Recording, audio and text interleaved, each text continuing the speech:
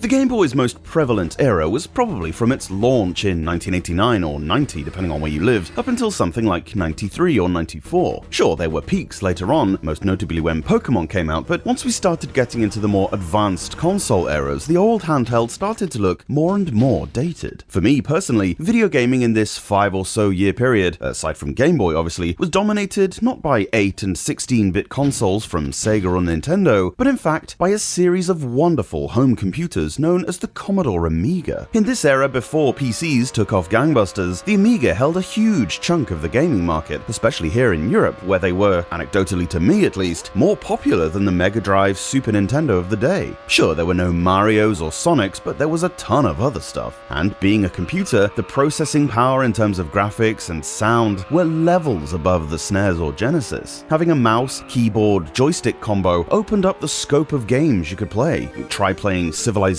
or Populous or something on a console, then have a go on your point-and-click computer and tell me which feels better. Huge adventures like Monkey Island and Beneath a Steel Sky took narrative-driven games to a new height. Games like Syndicate and Flashback brought this futuristic cyberpunk atmosphere to life with totally engrossing new styles of game engine, and polygonal racers and flight sims actually did bring arcade quality into the home in a way that your SNES never did. It's totally bizarre to me why these never caught on in North America, but I digress as per usual. What I'm getting at is the Amiga represented the absolute forefront of early 90s home video gaming. Nothing really came close apart from maybe the Atari ST or other similar home computers. So if that's the peak, what about the other end of the scale? Let's be honest guys, that'd have to be the Game Boy. No shade thrown from me, I love the Game Boy. The sorts of titles that developers managed to get on that system is constantly impressive. Okay, they didn't always work that well, but the ambition to even try was very commendable. Along that line, here are 10 games that, for better or for worse, came out on both Amiga and Game Boy. Alfred Chicken. Not the most taxing from a processing point of view perhaps, but Twilight's colourful platformer was actually first released on Game Boy, rather than the other way around, which is more common for games on this list. That's probably the reason why the GB version feels so similar to others. It's easier to upscale than it is to downscale in situations like this, I guess. Anyway, the colorization is gorgeous, but so is the monochrome version, and gameplay is smooth, responsive, and unique enough to ensure that this one really stood out amidst the hordes of generic animal-based platformers from the time. Speedball 2 Brutal Deluxe. Speedball represents the opposite end of the success scale, unfortunately. The futuristic sports title from Bitmap Brothers was just too frantic and fast-paced, with too fluid animations to really pull off on the Game Boy. The handheld version is way too grainy and choppy. Some semblance of the speed needed has been retained, but at the expense of being able to even see what's going on, never mind pull off the moves. Chuck Rock. Before Lara Croft, an early mascot for Core Design was their answer to Hudson Soft's Bonk, or BC Kid as he'd been known to Amiga owners. This puzzle platformer was a right laugh on the computer. The sequel was even better, with inventive tricks, brilliant sound design particularly, and a real cartoonish charm. The Game Boy downgrade, well, holy shit, just look at it. You don't need me to tell you how bad this is. Road Rash.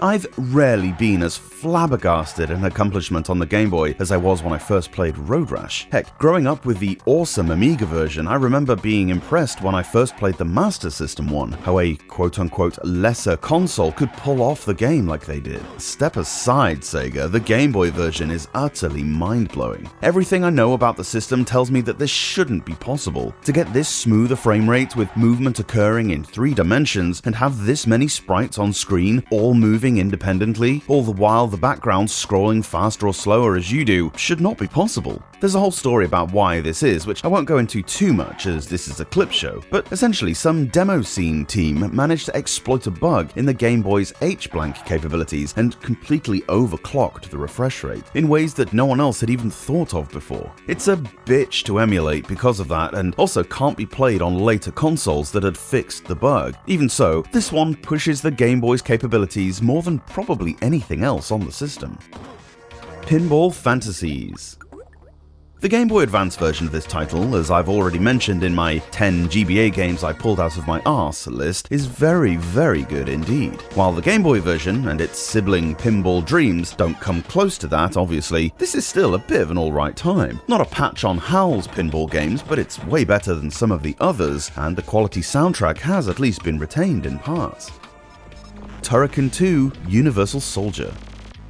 Turken II for the Amiga is one of my favourite video games of all time. When I first played a strange title I got in a Game Boy bundle called Universal Soldier, I was dumbfounded that it was actually a port of Turken II. In one of the more bizarre licensing things, the Jean-Claude Van Damme movie somehow got shoehorned over the top of this sci-fi shooter for some console releases, which was very weird indeed. I mean, I don't remember the bit where the muscles from Brussels turned into a spiky morph ball and started rolling around the desert. Really doesn't fit. Aside from that though, both these games are really good fun and as brutally hard as they need to be. And hey, what other game can you shoot a 50-foot Dolph Lundgren in the face? Desert Strike. Never a huge fan of the Strike series, they undeniably have a following in the Amiga community. The trilogy of Game Boy games are a bit hit and miss, the limited controls provide something of a hump to get over, but they're not without their charm. Retaining the isometric aspect is at least admirable, and once you decipher the graphics here, it's not terrible. Nigel Manslaughter's World Championship Racing. Microprose never attempted to squeeze their ahead-of-its-time polygonal F1 game onto the Game Boy. That would have been far too ambitious, but what many consider to be one of the best arcade racers on the home computer got a really decent first-person version on the Game Boy too. Several other games tried this perspective on the handheld, but frame rate issues plagued nearly all of them. Old Nigel's Racer from Gremlin Graphics actually did pretty well for itself. Zuul.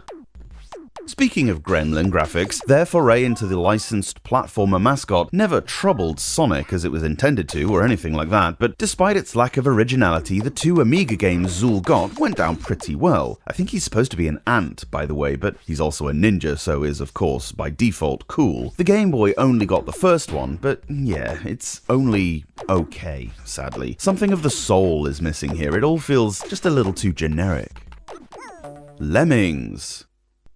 One of the most famous Amiga games, and one that forced Terry Pratchett to move his computer out of the room due to how addictive it was, is the iconic puzzler Lemmings. Anyone who's ever played this on a console knows it isn't necessarily the most intuitive thing ever. The game really was designed for a mouse. This is one of those though where the attempt was admirable as heck, and there's plenty of the faithful observations to the original retained, but for a game that featured such tiny characters walking around such huge landscapes, squeezing down onto a 160 by 144 screen was possibly just too ambitious. Still, it's somehow playable, and as it happens, the sequel actually improves on the first one.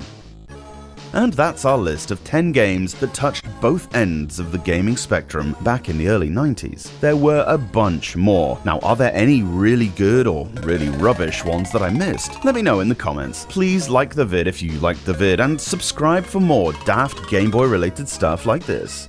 Cheers!